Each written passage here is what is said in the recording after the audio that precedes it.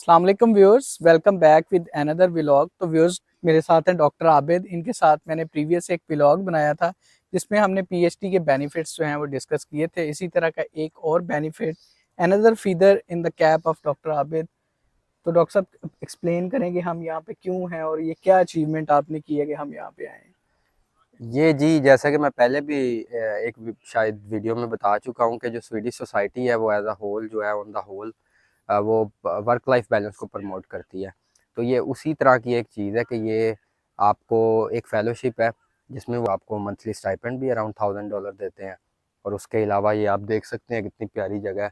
तो इसमें आप फुली फर्निश्ड आपको एक विला मिलता है। देखें इस तरह की प्लेस पर एक ये रिमोट सी प्लेस है जहाँ पर वो आपको भेजते हैं, जिसमें एक मंथ के लिए वो आपके जो सारे एक्सपेंसेस हैं वो भी कवर करते हैं, आपको स्टाइपेंड भी देते हैं और आपका रेंट भी पे करते हैं, ताकि आप पीस ऑफ माइंड के साथ यहाँ आकर क्रिएटिव थिंकिंग करें और क्रिएटिव राइटिंग भी कर सकते हैं।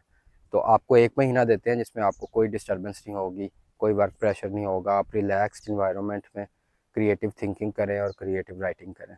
तो जैसे पीएचडी में होता है या पोस्ट डॉक में सुपरवाइजर का चेक एंड बैलेंस होता है, आपके साथ इधर है कोई इस तरह का? नहीं नहीं, ये एक प्राइवेट ऑर्गेनाइजेशन है जो कि आपको कुछ नंबर ऑफ पीपल है, आई थिंक 5, ऑलमोस्ट 5 लोग हैं पूरे स्वीडन में जिनको वो सिलेक्ट करते हैं बेस्ड ऑन देयर प्रोफाइल और एनीथिंग।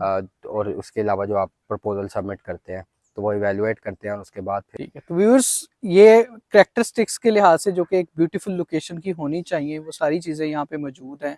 ये खूबसूरत सा एक जंगल है, शहर से थोड़ा हटके है लेकिन बिल्कुल सिटी में ही है तकरीबन। और यहाँ पे खूबसूरत वॉकिंग ट्रेल है, इसके अलावा झील है। तो एक खूबसूरत लोकेशन की जितनी भी कैरेक्टरिस्टिक्स होनी चाहिए वो यहाँ पे मौजूद हैं। तो आइए आपको दिखाते हैं। तो व्यूअर्स, इस विला की जो लोकेशन है वो बड़ी ज़बरदस्त है। एक तो ये ऊंचाई के ऊपर बना हुआ है और दूसरा इसकी एम्बियंस बहुत ही ग्रीन है। यहाँ पे ये वॉकिंग ट्रेल आप देख सकते हैं और ये जो वॉकिंग ट्रेल है ये एक जंगल में से गुजर के जाती है। तो आप देख सकते हैं बहुत ही खूबसूरत जो है ये छोटा सा फॉरेस्ट है जिसमें बहुत पुराने दरख्त मुझे नज़र आ रहे हैं और ये ट्रेल के साथ रेलिंग लगी हुई है बड़ी खूबसूरत सी। तो इसको बहुत नेचुरल लुक दे रही है ये भी।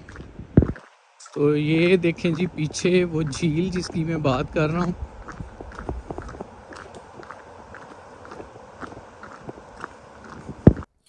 ये देखें जी वॉकिंग ट्रेल जो है ये झील के साथ साथ चल रही है।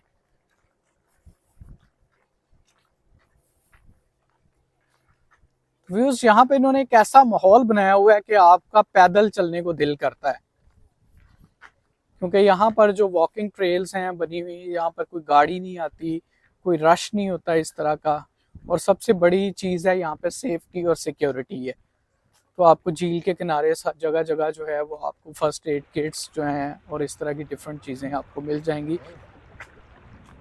ये जी वॉकिंग ट्रेल पे चलते चलते मुझे एक और ज़बरदस्त प्लेस मिली है।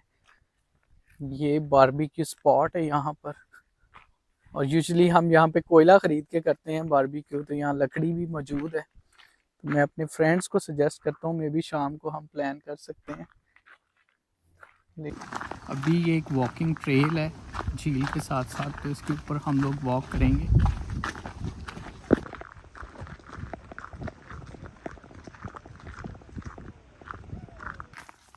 ओह हो, काफ़ी हाइट पे है यहाँ।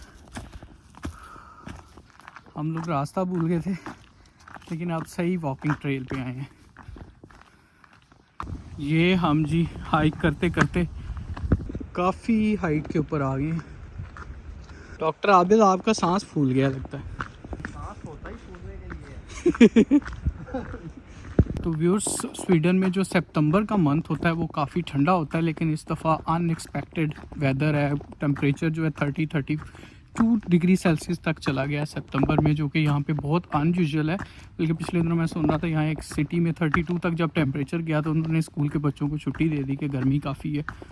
तो आज भी काफ़ी गर्मी है और ये झील का किनारा तो ह्यूमिडिटी भी काफ़ी ज़्यादा है। ये देखें बहुत घना जंगल है और वो सबसे टॉप पे लतीफ़ भाई हैं, हमारे गाइड भी हैं आज। तो ये जी ट्रेल के ऊपर इंडिकेटर लगे होते हैं कि आप रास्ता ना भूल जाएं। तो अभी 2 किलोमीटर हाइकिंग होगी है, हम काफ़ी ज़्यादा हाइट पे आ गए हैं, थोड़ा सांसें बहाल करने के लिए रुके हुए हैं।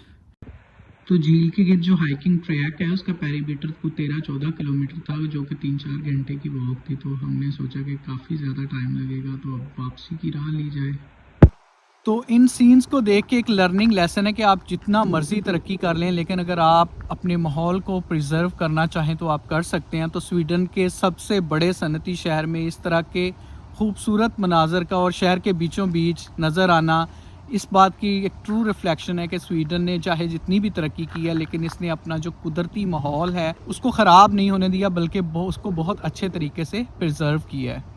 इसके अलावा यहाँ पर एक और बहुत ज़बरदस्त चीज़ है कि गवर्नमेंट के अलावा लोगों के अंदर माहौल को प्रिजर्व करने की बहुत ज़्यादा अवेयरनेस है। तो डेफिनेटली जब आपको निसाब में माहौल को महफूज बनाने के लिए पढ़ाया जाएगा तो रियल लाइफ के अंदर भी आपको उसका रिजल्ट नज़र आएगा। तो इसके अलावा यहाँ की रिच फैमिलीज़ के अंदर एक और बड़ी ज़बरदस्त ट्रेडिशन है कि ये लोग रिसर्च के लिए फंडिंग करते हैं, एक फाउंडेशंस बनाते हैं, जैसे कि इनकी वेलिंगबेरी के नाम से एक फाउंडेशन है जो कि माहौल को बचाने की वाली जो तहकीक है उसके ऊपर बहुत ज़्यादा इन्वेस्टमेंट कर रहे हैं। इसी तरह यहाँ पर छोटे छोटे फंड्स भी हैं, इस तरह विलाज हैं, जो लोग हैं उन्होंने अपने विलाज डोनेट कर देते हैं जो रिसर्चर्स हैं, ताकि वहाँ पर आके उनको यूटिलाइज कर सकें। इसी तरह जो है कुछ फैमिलीज़ ने, मैंने देखा है यहाँ पर रिसर्चर्स के लिए अपार्टमेंट बनाए हैं, क्योंकि स्टॉकहोम में या स्वीडन में रेजिडेंस का थोड़ा इशू होता है, तो वो पार्टिकुलरली जो है अपार्टमेंट सिर्फ रिसर्चर्स को दिए जाते हैं और सब्सिडाइज दिए जाते हैं। इसी तरह माहौल को बचाने के लिए ये लोग रिसर्च के ऊपर भी बहुत ज़्यादा स्पेंड करते हैं, जैसा कि मैं अपने इस व्लॉग में आपको दिखा रहा हूँ कि इस तरह की खूबसूरत लोकेशन के ऊपर एक रिसर्चर को घर इसलिए दिया गया है कि वो अपना जो लेबॉर्ट्री में किया गया काम है उसको यहाँ पर बैठ के अच्छे तरीके से एनालाइज कर सके और जो फ्यूचर आइडियाज़ हैं वो जनरेट कर सके, क्योंकि इस तरह की खूबसूरत एम्बियंस में आपके डिस्ट्रैक्शन नहीं होती, आप फोकस होके अपने जो मेन गोल है उसके ऊपर काम कर सकते हैं। तो ये कुदरती माहौल के साथ साथ आपको जो काम करने का माहौल है वो भी बहुत ज़बरदस्त देते हैं। व्यूअर्स, यहाँ पर हायरार्की का जो सिस्टम है वो डॉक्यूमेंट्स में तो एग्जिस्ट करता है, लेकिन इन एग्जीक्यूशन वो एग्जिस्ट नहीं करता। आपका जो बॉस या सुपरवाइजर है वो एज ए कोलीग ही आपके साथ बिहेव कर रहा होता है, और ऑफिशियल मैटर्स के ऊपर ये लोग कभी भी पर्सनल नहीं होते। इसके अलावा आप अपनी रिसर्च परफॉर्मेंस के खुद जिम्मेदार होते हैं, आप अपने गोल्स और डेडलाइंस जो हैं वो खुद सेट करते हैं, यानी ऑल इंडिपेंडेंस है आपके ऊपर काम करने की। आपने अपनी रिसर्च को खुद जो है वो ड्राइव करना है।